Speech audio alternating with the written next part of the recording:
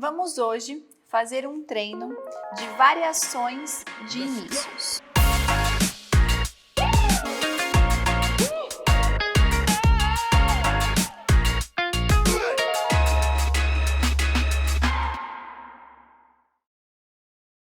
Nós temos várias possibilidades de construção de fios para o início das sobrancelhas. O primeiro que nós vamos trabalhar é o início arredondado. Devemos entender que no esqueleto de base já criamos o nosso último fio de transição e todos os fios de transição da parte inferior.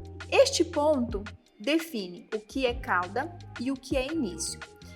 A partir dele, quando vamos criar o nosso esqueleto de base, já devemos ter em mente qual é o resultado final que desejamos para estes fios. No caso de um resultado arredondado, já temos que começar a criar estes fios de base com um acabamento arredondado. Ou seja, o fio ele já deve perder este movimento e começar a ganhar um pouco mais de acabamento arredondado, saindo da base reta e arredondando em cima. O primeiro fio é aquele que manda num resultado visível. Então, para o acabamento arredondado, eu sempre saio com ele da base, só que eu nunca chego com ele até a parte superior.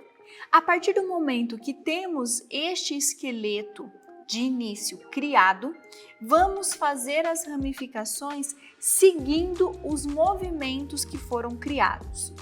Então, dentro desse esqueleto, vamos criar as ramificações.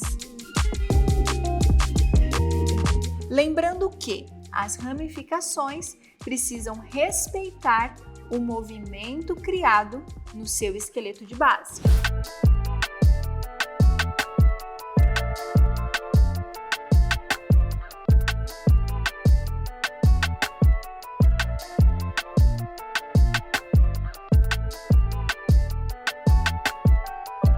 Então aqui finalizamos o início arredondado. No exemplo de baixo, vamos criar um início com movimentos. Já sabemos que o ponto de transição já foi definido e toda a transição já foi criada.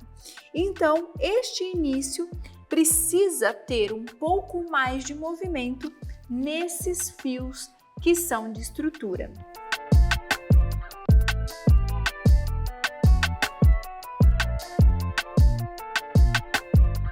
Nesse ponto, quando vamos criar um início com movimento, devemos chegar bem próximo do final deste desenho e criarmos também fios com movimentos aqui. O primeiro fio, ele deve sair da base e direcionar para fora do desenho. Na metade deste fio, devemos sair com um outro, apontando para cima.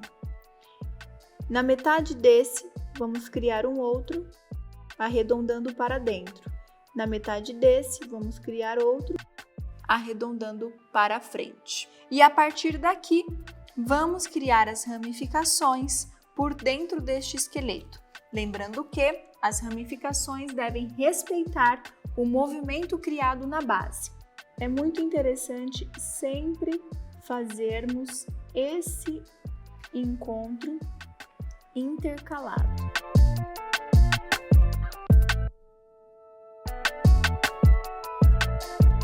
Então, este início é considerado um início com movimento e esse um início arredondado. Vamos criar embaixo um início com acabamento reto.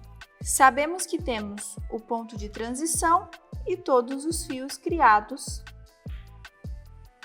na transição. Então, todos os fios do início já devem ter um acabamento mais reto para que possamos finalizar as ramificações com esse movimento.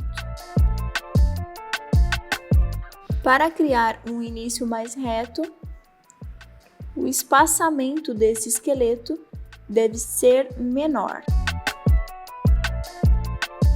Esse último fio eu não saio com ele da base total, porém eu chego ele no ponto superior até o desenho que foi criado anteriormente. E aqui as ramificações devem respeitar este movimento.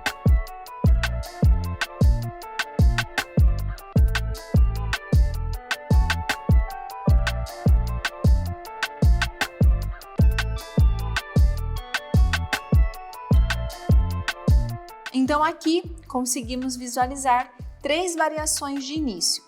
Esse acabamento deve ser escolhido de acordo com a leitura natural dos fios ou então com um desejo de acabamento da sua cliente.